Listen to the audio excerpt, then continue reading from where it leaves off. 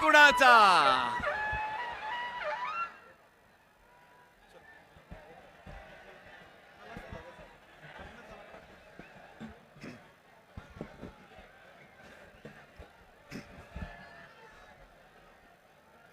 जमलेल्या माझ्या तमाम हिंदू बांधवांनो, भगिनींनो आणि मातांनो,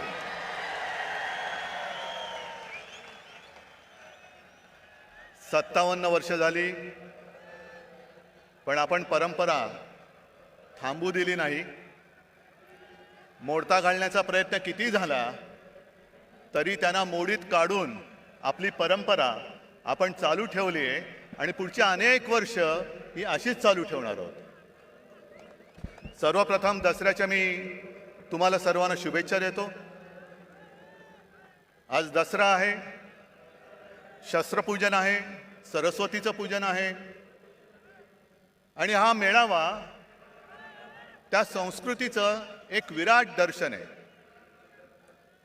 आपला मेळावा झाल्यानंतर आपण इकडे खोकासुराचं दहन करणार आहोत. मुद्दामून एक नवीन असुर खोकासूर, रामाने रावणाचा वध केला. कशासाठी केला? कारण असं मी ऐकलंय, असं मी वाचलंय की रावण सुद्धा शिवभक्त होता. पण एवढा शिवभक्त असून सुद्धा रामाला त्याला मारावं लागलं कारण रावण माजला होता. रावणाने सीतेला पळवलं होतं, सीताहरण केलं होतं. त्याचप्रमाणे आज सुद्धा आपली शिवसेना पळवण्याचा प्रयत्न होतोय आणि एक खबरदारी घेतली आहे. आपण नाही, त्यांनी.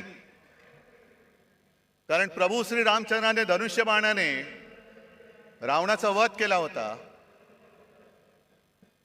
भानगड नको म्हणून तो धनुष्यबाण सुद्धा चोरलेला आहे.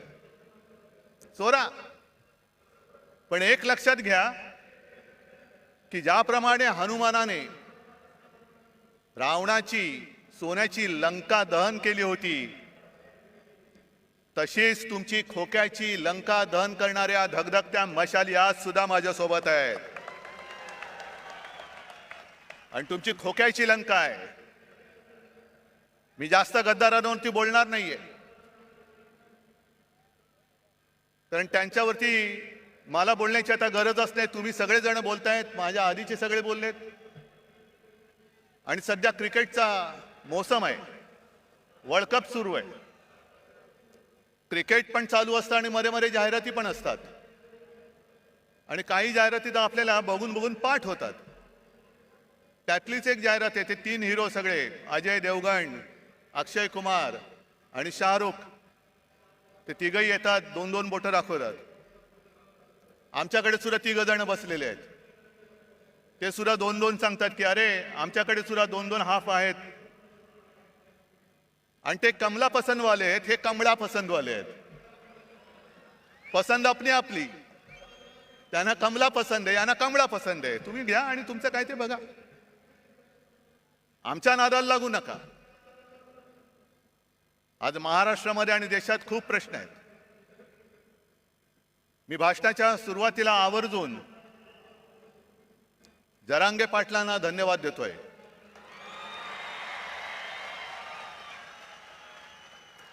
अत्यंत समजदारपणाने त्यांनी आंदोलन सुरू ठेवलेलं आहे आणि आज त्यांनी एक चांगली गोष्ट केली, धनगरांना साथ घातलेली आहे. मी ज्या वेळेला जालन्यात शांततेमध्ये हे आंदोलन सुरू होतं आणि आत्ताचं जे सरकार आहे, डायरचं सरकार, जसं जालियनवाला बागेमध्ये पोलीस घुसून त्यांनी अत्याचार केला होता, त्याचप्रमाणे आंतरवेलीमध्ये शांततेत बसलेल्या मराठा समाजाच्या आंदोलकांवरती यांनी 5वी लाठीहार केला होता. मी तत्काळ तिकडे गेलो, बघितलं. तिकडे हॉस्पिटलमध्ये गेलो, कोणाची डोकी फोडलेत, कोणावरती छरे मारलेले आहेत. पण काही काही घटना अशा घडतात की हृदयामध्ये त्या कायम घर ठीक करून राहतात. ज्या वेळेला आम्ही संभाजीनगर पासून निघालो आणि त्या ठिकाणावरती जात होतो, मध्ये जरा आम्ही थांबलो, एका घरामध्ये गेलो. घर कसलं तुम्हाला गावचं माहिती आहे, ग्रामीण भागातनं बरेच तुम्ही लोक आलेले आहात. तिन्ही सांजेची वेळ होती, मिणमिणत्या दिवा होता. मी जरा तिकडे बाथरूमला जायचं म्हणून गेलो. बाहेर आल्यानंतर त्या घरातली माऊली आणि तिची मुलगी हातामध्ये पंचारती घेऊन उभ्या होत्या.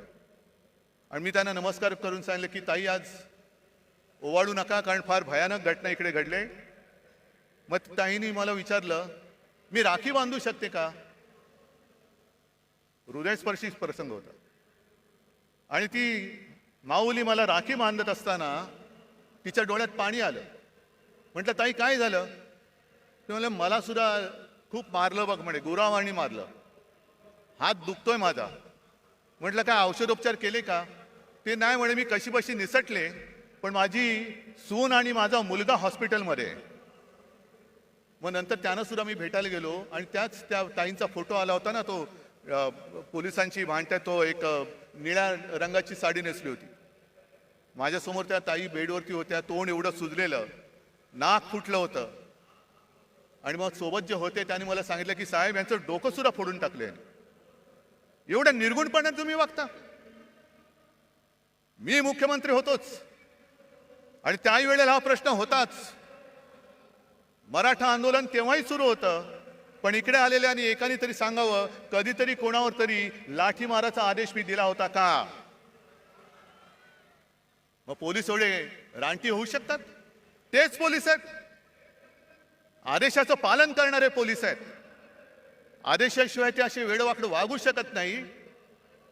महाजालन्याचा डायर कोण आहे, कोणी आदेश दिला, काही चौकशी नाहीये.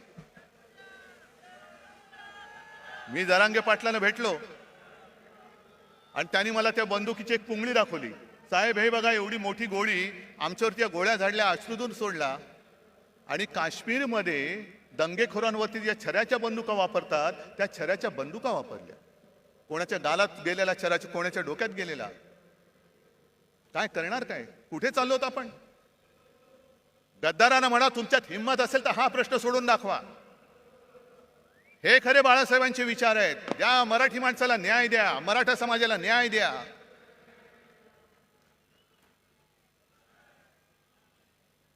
पण आज जर न्याय मिळवायचा असेल तर जेव्हा मी त्या आंदोलनकर्त्यांना भेटायला गेलो होतो तेव्हा जे बोललो तेच आज बोलतोय.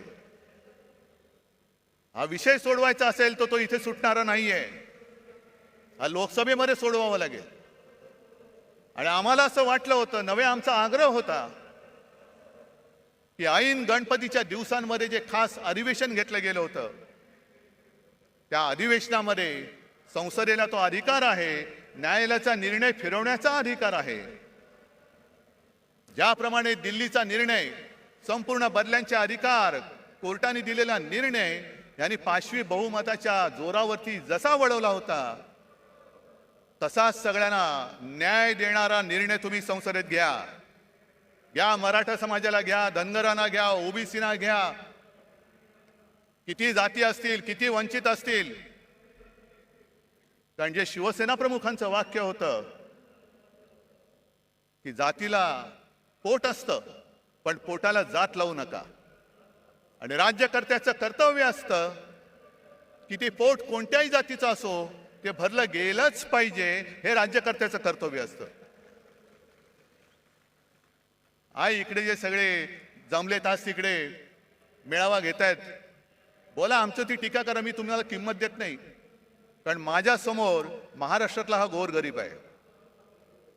आणि मी जरांगे पाटलांना खास धन्यवाद एवढ्यासाठी देतोय की जातीपातीच्या भिंती उभ्या करून आपापसामध्ये झुंजवण्याचं कारस्थान जे भाजपा करतंय, त्याला आपल्याला सगळ्यांना मिळून मोडून तोडून टाकायचं आहे.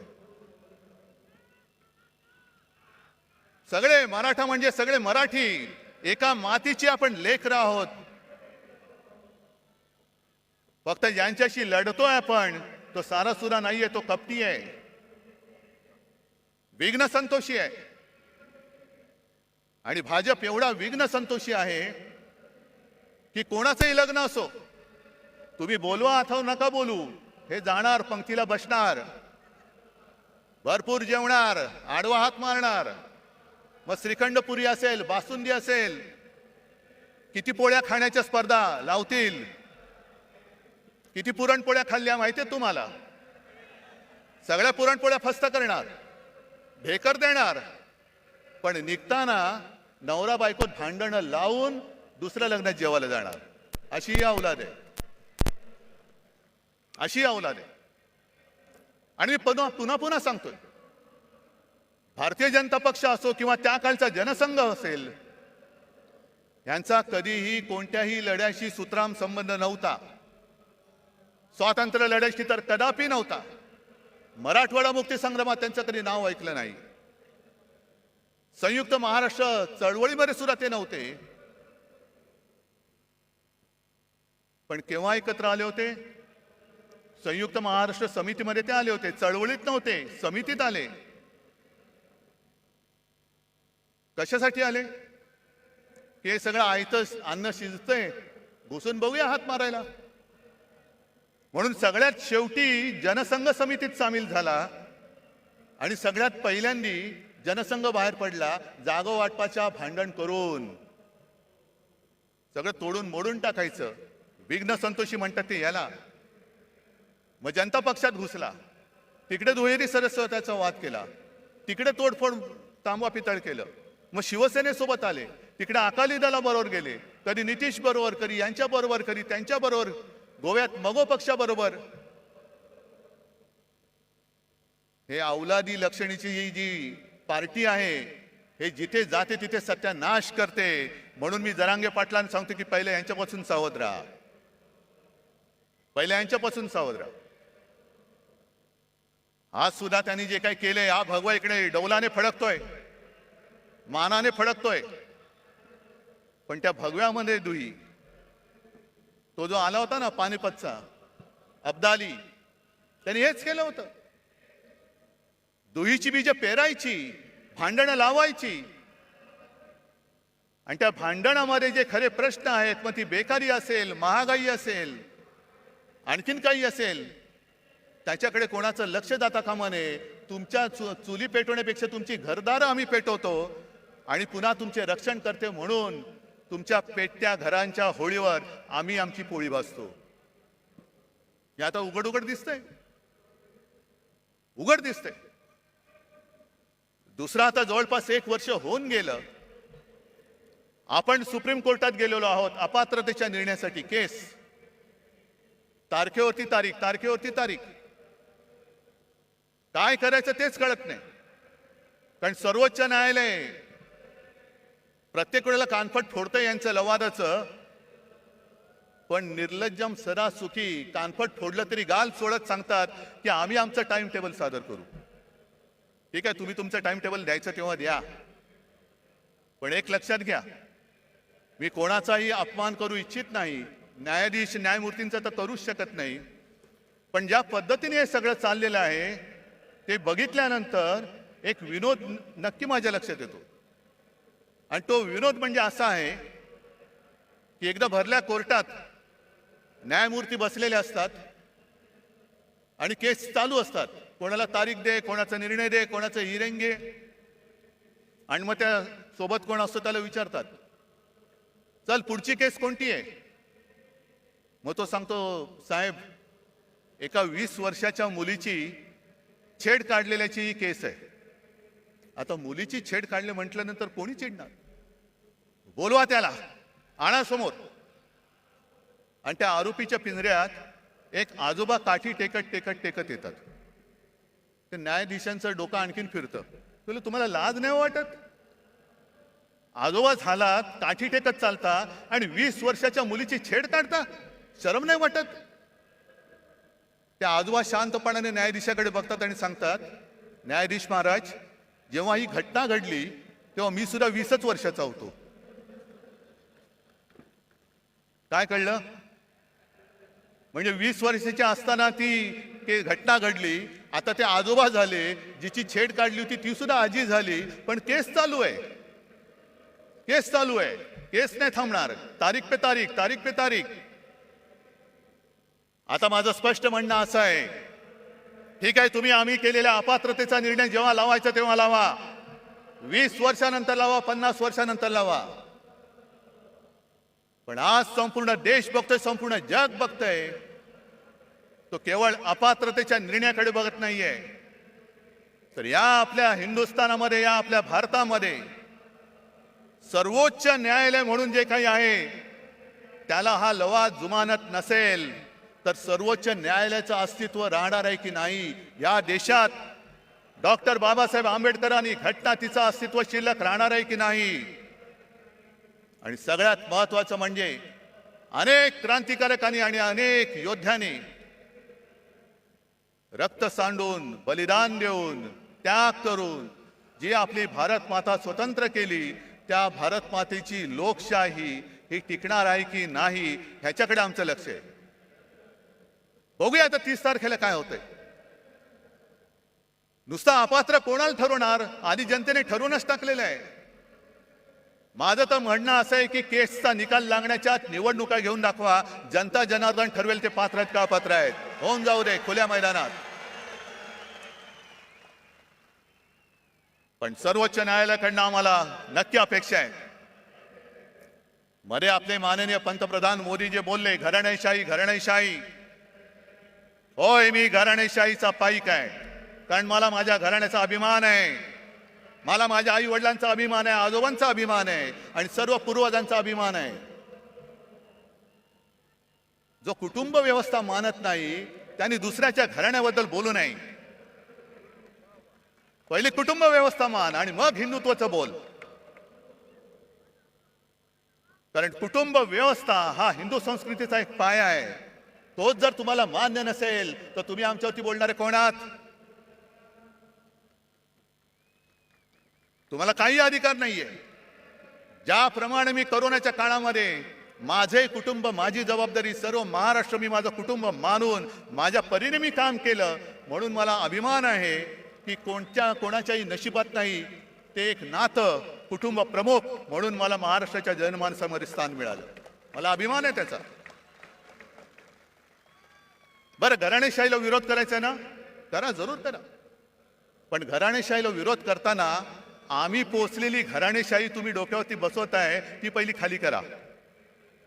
बाप मंत्री, मुलगा आमदार, मुलगा खासदार, हे सगळे जे काय चाललंय ते पहिलं करा. असं काही नाही की सगळीच घराणी काही चांगली असतात, सगळीच घराणी काही वाईट असतात. घराण्याची सुद्धा एक परंपरा असते, घराण्याचे संस्कार असतात. कोण कोणत्या घराण्यातल्या त्याच्याप्रमाणे त्याची ओळख ठरते.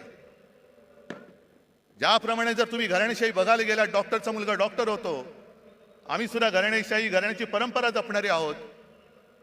त्याचप्रमाणे आणखीन एक घराणेशाही नाही पण घराण्याची परंपरा मी आवर्जून सांगेन, ती म्हणजे आपले सर्वोच्च न्यायालयाचे सरन्यायाधीश चंद्रचूड साहेब.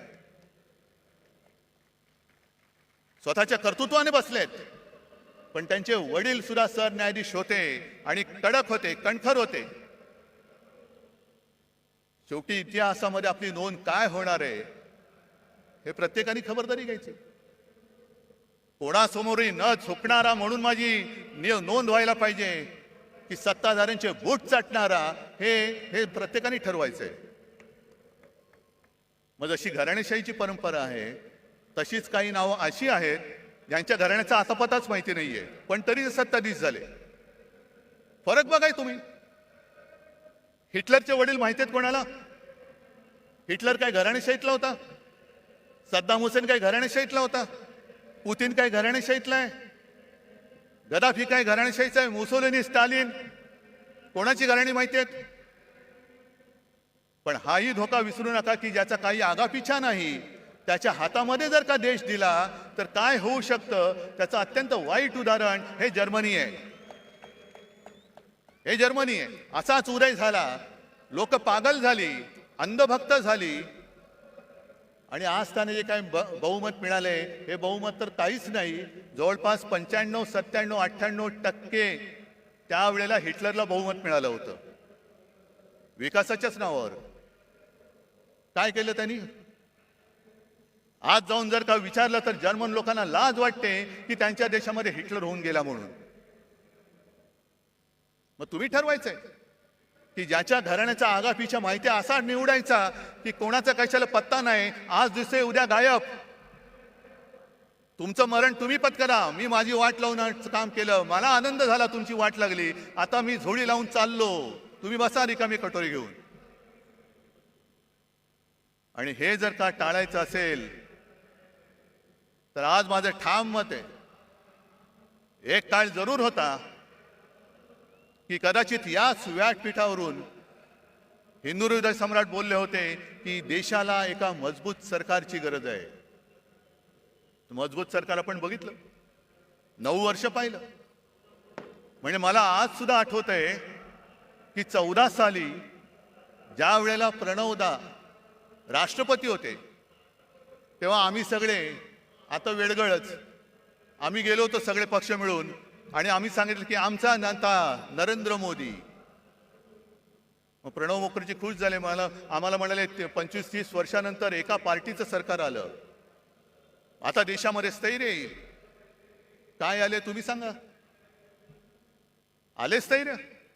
काय तुमचे प्रश्न सुटलेत? आणि म्हणून मला आज असं वाटतं की सरकार तर बदललं पाहिजेच, पण आता जे सरकार आणायचं आहे हे सरकार मजबूत जरी असलं तरी एका पक्षाचं बहुमत असलेलं पाशवी सरकार नको, अजिबात नको.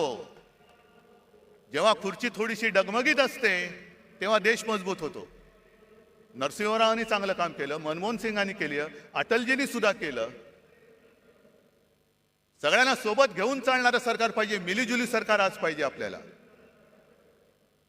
कारण यांचं जे सगळं चाललंय, मी मागेच बोललो होतो की हिंदुत्वाचा बुरखा फाटल्यानंतर आतमधला यांचा विभत्स किळसवाणा चेहरा, भेसूर चेहरा आता आम्हाला दिसायला लागलेला आहे. जे काय एक स्वप्न दाखवलं होतं 2014 साली, आणि त्यांचीच भाषणं आहेत. पेट्रोल का दाम ऊपर गया की नीचे, गैस का दाम ऊपर गया कि नीचे, डॉलर ऊपर गया, रुपया ऊपर गया कि नीचे. मग काढा, सगळ्या गोष्टी काढा. जे मी तुम्हाला सांगितलेलं आहे, होऊन जाऊ दे चर्चा म्हणून गावागावात जाऊन ह्या सगळ्या गोष्टी समजावून सांगा, समजावून सांगा. पण आज सगळं काही त्यांनी गुंडाळून ठेवलेलं आहे. माझ्या आधीचे सगळे वक्त्यांनी एक एक समाचार घेतलेलाच आहे. मी संजय राऊतांचं भाषण ऐकत होतो, भ्रष्टाचारावरती कडाडून बोलले.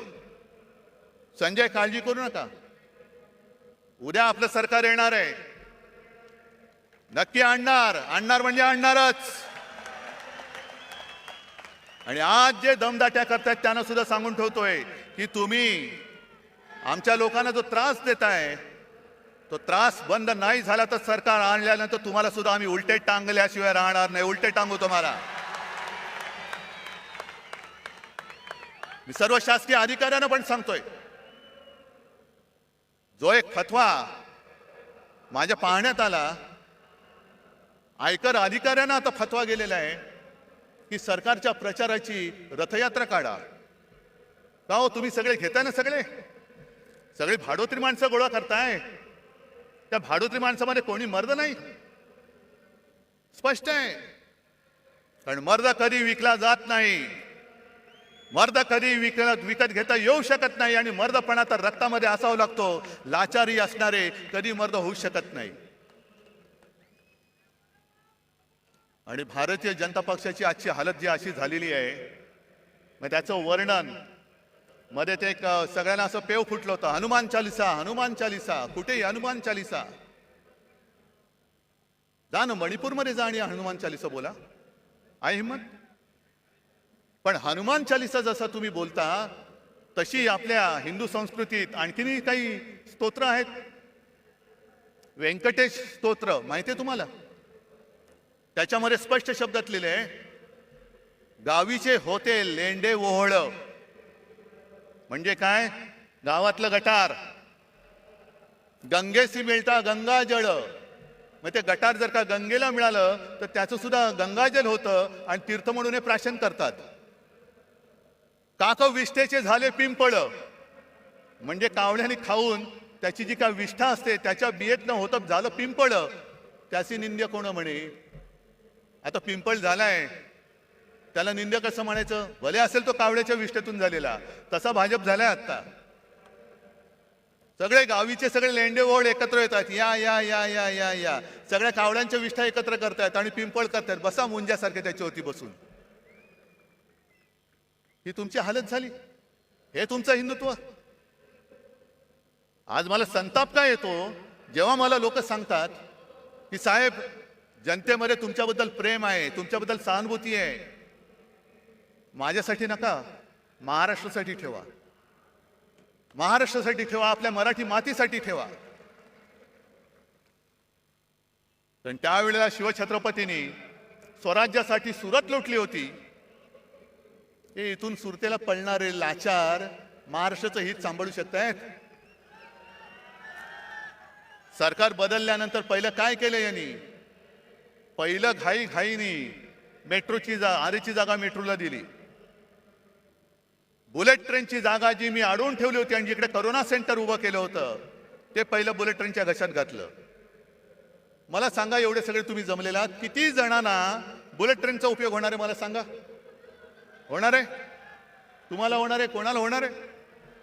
मग बुलेट ट्रेन कशाला? मग मला कोणीतरी सांगितलं की अहो साहेब, यावेळेला मुंबईतून सुरतेला पळताना किती त्रास झाला. कैलास पाटील तर सुदैवाने मधनं उठून आला म्हणून. पण इथल्या गद्दारांना पटकन गुजरातला पळता यावं म्हणून बुलेट ट्रेनची व्यवस्था करतायत, गद्दारांना पळवण्यासाठी. अरे महाराजांनी सुरत लुटली होती, हो लुटली होती, स्वराज्यासाठी लुटली होती. पण तिचा सूड म्हणून तुम्ही आज मुंबई लुटता आहात, महाराष्ट्राचं खच्चीकरण करता आहात. संपूर्णपणे महाराष्ट्र बकाल करायचा, मुंबई बकाल करून टाकायची, मुंबईच्या ठेवीवरती डल्ला मारायचा आणि मुंबईला भिकेला लावून दिल्लीच्या दारामध्ये उभी करायची. हा त्यांचा डाव आहे. त्याच्या विरुद्ध लढण्यासाठी मला तुमची सोबत पाहिजे. मला ते मोडून काढायचंय. बरं, आता मुंबई तर तोडूच शकत नाहीत, कारण मागे शिवसेना प्रमुखांनी सांगितलं आणि तेच मी आज परत सांगतोय, जो कोणी मुंबईला महाराष्ट्रापासून तोडू बघेल त्याच्या शरीराचे तुकडे केल्याशिवाय आम्ही राहणार नाही. कोणी असलं तरी त्याचे तुकडे तुकडे करून टाकू. मग काय करायचं? मुंबई तोडता येत नाही, कारण मुंबई तोडण्याचा प्रयत्न झाला तर महाराष्ट्र तुमचं सरकार जाळून टाकेल. होय, जाळून टाकेल. मग दुसऱ्या मार्गाने मुंबईला कैयात घ्यायची, मुंबईची स्वायत्तता मारायची. मुंबईचा विकास जी मुंबई महापालिका करते ते आता नीती आयोगाच्या माध्यमातून करायचं. कशासाठी? काय करते नीती आयोग? बरं, महापालिकेमध्ये आजपर्यंत असं कधीही झालं नव्हतं. एक तर पालकमंत्री केला, तो सुद्धा बिल्डर, माहिती आहे ना कोण? आणि पालकमंत्र्याचं कार्यालय म्हणजे एका बिल्डरचं कार्यालय हे त्यांनी मुंबई महापालिकेमध्ये थाटलं. हे मुंबई गिळण्याचा हा प्रकार नाहीये.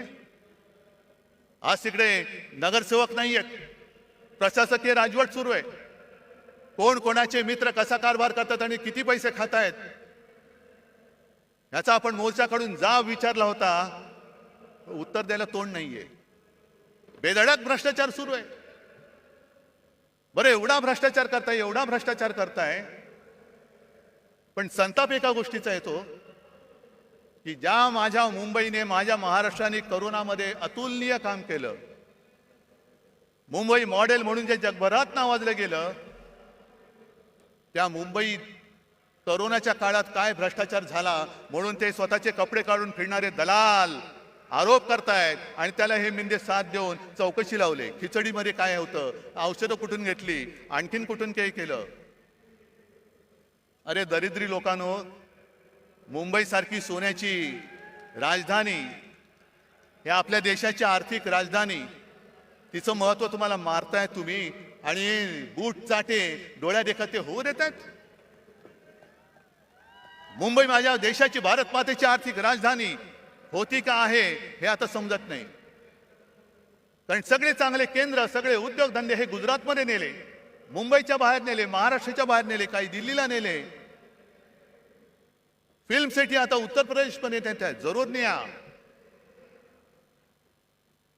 पण जे मुंबईच्या हक्काचं आहे ते ओरबाडून तुम्ही नेत असाल तर तुम्हाला याच मुंबईत गाडून टाकल्याशिवाय राहणार नाही आम्ही. आणि कसला घोटाळा? कोरोना काळाच्या घोटाळ्याचं जर चौकशी करायची असेल तर मुंबईची जरूर करा, सगळ्या महापालिकांची करा, ठाणेची करा, पुणेची, पिंपरी चिंचवड, नागपूरची सुद्धा करा. जे नागपूर आमच्या उपमुख्यमंत्र्यांनी बुडवून दाखवलं त्याची चौकशी करा. आणि मी तर म्हणतो हिम्मत असेल तर पीएम केअर फंडापासून संपूर्ण काश्मीर कन्याकुमारी पर्यंत सर्व राज्यांची चौकशी करा, होऊन जाऊ दे. कशी मुंबईने आरोग्य व्यवस्था उभारली, महाराष्ट्राने आरोग्य व्यवस्था उभारली, आणि कसं तुम्ही त्या गंगेमध्ये प्रेत सोडत होतात, कशी गुजरातमध्ये सार्वजनिक चिता पेटल्या होत्या. आणि त्याच बरोबरीने केंद्र सरकारने भाजप शासित राज्यांमध्ये किती औषधे दिली, किती ऑक्सिजन दिला, किती व्हेंटिलेटर्स दिले. आणि विरोधी पक्षांकडे असलेल्या सरकारकडे अधिकृत नाही अनधिकृत टेबलाखालनं किती दिले त्याचाही घोटाळ्याची तपास करा. पण आम्ही मुंबई वाचवली, आम्ही महाराष्ट्र वाचवला, त्याचं कौतुक नाहीये. पण मुंबईला बदनाम करून टाकायचं जे षडयंत्र म्हणतो ते हेच की मुंबईला संपवून टाकायला, मुंबईला बकाल करून टाकायची, मुंबई म्हणजे भ्रष्टाचार खाणारे हेच. आणि आमच्या अंगावरती येत आहे, अरे शेण तुम्ही खाताय, आमचं तोंड कशाला हुंगाला येत आहे? पहिले स्वतःच्या तोंडाचा वास घ्या, हिंमत असेल तर. एक सुद्धा कोणी मायेचा पोत पीएम केअर फंडाचा घोटाळा बाहेर काढा. त्याचा घोटाळा म्हणण्यापेक्षा त्याचा हिशोब घ्या ना. एकट्या टाटाने मला असं वाटतं 1,500 कोटीचा चेक त्या पीएम केअर फंडाला दिला होता. इथले सुद्धा जे भाजपचे लोक होते त्यांनी सुद्धा मुख्यमंत्री निधीला पैसे नव्हते दिले, पंतप्रधान निधीला पैसे दिले होते. हा एवढा तुम्ही भेदभाव करून सुद्धा तुम्ही त्याचा तो पैसा, हा जनतेचा पैसा, त्याचा हिशोब जनतेला द्यायला नको. आणि आज संपूर्णपणे जो कारभार सुरू आहे, आरोग्य यंत्रणेचे कसे काय 3-13 वाजलेत बघा. मला या बोंबलणाऱ्याने एकच सांगायचंय की तुमचे नेते दिल्लीतनं संपूर्ण देशाला रिकाम्या थाळ्या बडवायला सांगत होते आणि गो करून बोंबलायला लावत होते ना. त्यावेळेला आमच्या सरकारने गोरगरिबांना 5 रुपयात रिकामी नाही भरलेली थाळी शिवभोजन म्हणून दिली. याला म्हणतात सरकार. हे आमचं हिंदुत्व आहे. हा आमच्या आणि तुमच्या हिंदुत्वातला फरक आहे. तुम्ही रिकाम्या थाळ्या बडवणारं तुमचं हिंदुत्व आहे आणि गोरगरिबाला पोट भरून जेवण देणारं आमचं शिवभोजन हे आमचं हिंदुत्व आहे. ज्या वेळेला तुम्ही रस्त्यावरती उतरला होता आणि तुमचे ते महामहिम काळी टोपी मला पत्र दिलं होतं, पत्रमध्ये छान लिहिलं होतं. माझ्याकडे काही लोक आली होती आणि त्या लोकांनी मंदिरं उघडण्यासाठी विनंती केली.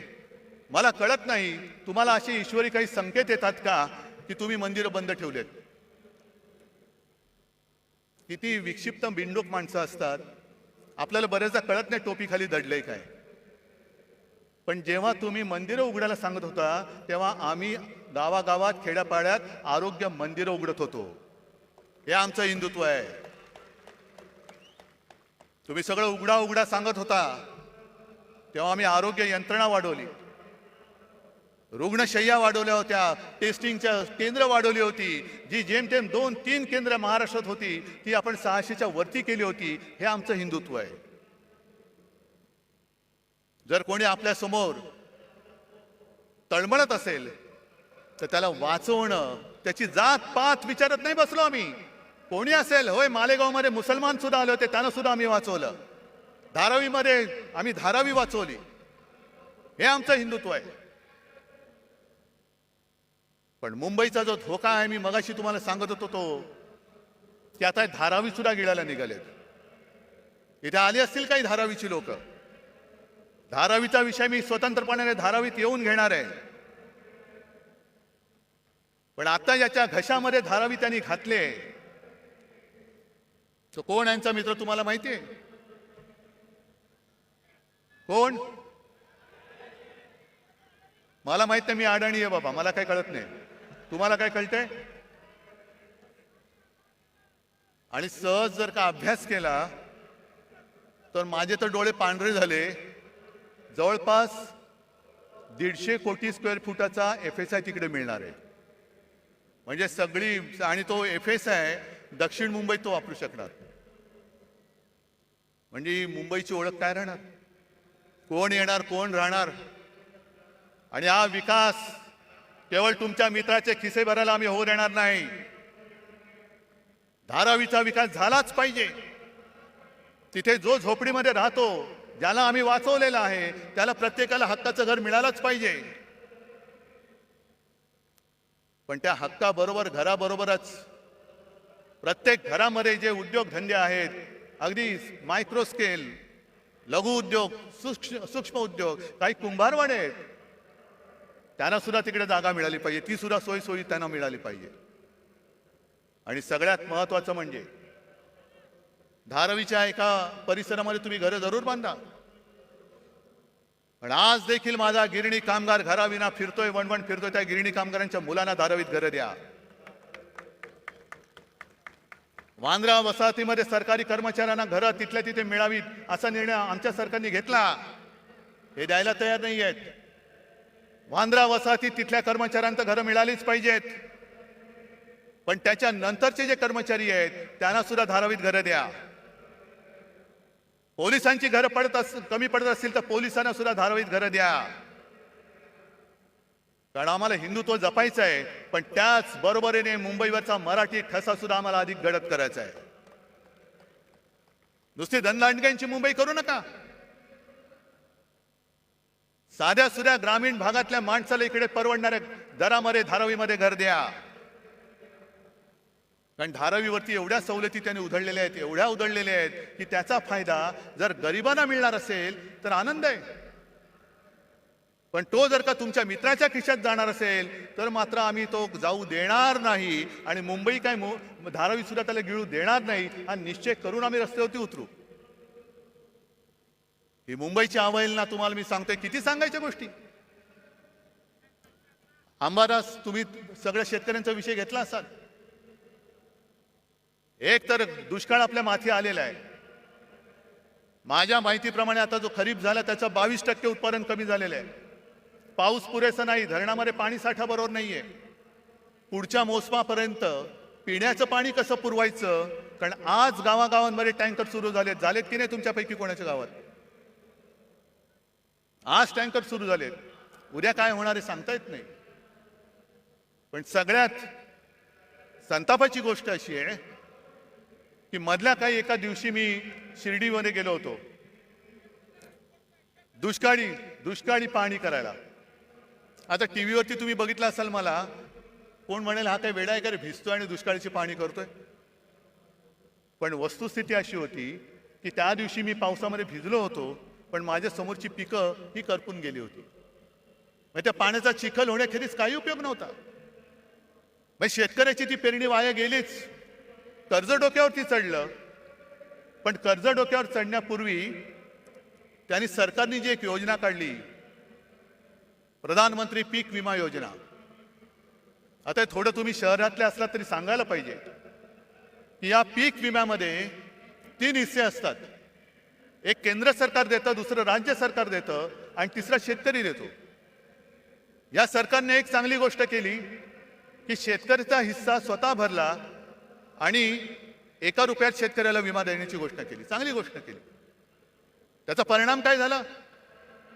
साधारणतः 90-95 लाख शेतकरी जे विमा उतरवायचे, विमा काढायचे, ते यावर्षी जवळपास 2.25 कोटी शेतकऱ्यांनी ती नोंदणी केली. 2.25 कोटी, 1,70,00,000पेक्षा जास्त. मग चांगली गोष्ट झाली. आता दुष्काळ पडलाय, पीक गेलं. मग सरकारने बैठक घेतली की पूर्ण पंचनामे होईपर्यंत, मागणी येईपर्यंत तुम्ही अग्रिम एक रक्कम द्या. आणि माझी जी माहिती आहे, विमा कंपन्यांनी हात वर केले, आम्ही देऊ शकत नाही. का देऊ शकत नाही? कारण जे निकष आहेत त्या निकषामध्ये सलग 21 दिवस जर पाऊस पडला नाही तर आणि तरच नुकसान भरपाई मिळते. काही जणांना त्यांनी असं सांगितलं की तुमच्या नुकसानीची नोंद तुम्ही 72 तासात केली नाही म्हणून तुम्हाला नुकसान भरपाई मिळणार नाही. काय सरकार करते? तुम्हाला विमा कंपन्या जुमानत नाही? अरे मागे शिवसेनेने आंदोलन केल्यानंतर पटपट पटपट पटपट सगळ्यांना भरपाई दिली होती. आज तुम्हाला सगळ्यांना मी होय आदेश देतोय, शेतकऱ्याच्या बरोबरीने त्याच्या मदतीसाठी उभे राहा. जा विमा कंपन्या कोणाच्या त्या बघा, त्या सूर्यांच्या मित्रांच्या असतील. कुठे कुठे त्या विमा कंपन्यांमध्ये जा. मारझोड नाही करायची, पण आळीपाळीने घेराव घालून बसा आणि अधिकाऱ्याला जागचा हलू देऊ नका. त्याला सलग पावसाचा खंड काय असतो ना, तो जागेवरती बसून दाखवा की तुझा पाऊस तुंबल्यावरती काय होतं. शेतकरी वाऱ्यावरती पडलाय, आरक्षणासाठी समाज रस्त्यावरती आलेले आहेत आणि हे म्हणे बाळासाहेबांचे विचार घेऊन पुढे चाललेले आहेत. बाळासाहेबांचे विचार काय होते? मध्ये आम्ही एक विरोधी पक्षाची आघाडी केली, तिचं नाव इंडिया ठेवलं. त्याच्यावरती मोदी लगेच त्यांनी तुलना केली की इंडियन मुजाहिद्दीन आहेत. किती दुर्दैव आहे. देशाला असा विचार करणारा पंतप्रधान मिळू शकतो? जे देशप्रेमी आम्ही देश वाचवण्यासाठी एकत्र आलो, तर आमची तुलना तुम्ही इंडियन मुजाहिद्दीन बरोबर केली. पण जे शिवसेना प्रमुख सांगत होते की जोपर्यंत हे पाकडे माझ्या देशात घुसखोरी करायचं थांबवत नाही, तोपर्यंत मी माझ्या भूमीवरती हिंदुस्थान पाकिस्तान क्रिकेट होऊ देणार नाही. आज त्या अहमदाबादमध्ये नरेंद्र मोदी स्टेडियममध्ये त्यांचं स्वागत काय झालं? गरबा काय खेळला, फुलं काय टाकली, सगळा आनंदी आनंद, शेव फाफडा बिपडा असा वाटला की पाकिस्तानच्या खेळाडूंना वाटलं एक क्षणभर की आम्ही भारतात नाही, आम्ही भाजपात आलो की काय, आम्ही भाजपात आलो की काय. काय हे? बरं, आमच्यावरती टीका करताना इंडिया म्हणून जरूर करा. आम्ही तुमच्यावरती करतो, तुम्ही आमच्यावरती करा. पण तुम्ही आमची तुलना देशद्रोह्यांशी करणार असाल आणि स्वतः देशांच्या शत्रूंबरोबर क्रिकेट खेळणार असाल, तर आमच्यापेक्षा जास्त देशद्रोही तुम्ही आहात. आज सुद्धा तो कुलभूषण जाधव तुरुंगामध्ये पाकिस्तानच्या तुरुंगात चढतोय. कोणाला आठवण आहे? 4 दिवसापूर्वी सीमेवरती पाकिस्तानच्या सैन्याने गोळीबार केला, शस्त्रसंधी मोडली आणि 2 जवान आपले घायाळ झाले. खेळा, क्रिकेट खेळा. तिकडे अग्निवीर सीमेवरती गेला, वाऱ्यावरती सोडला.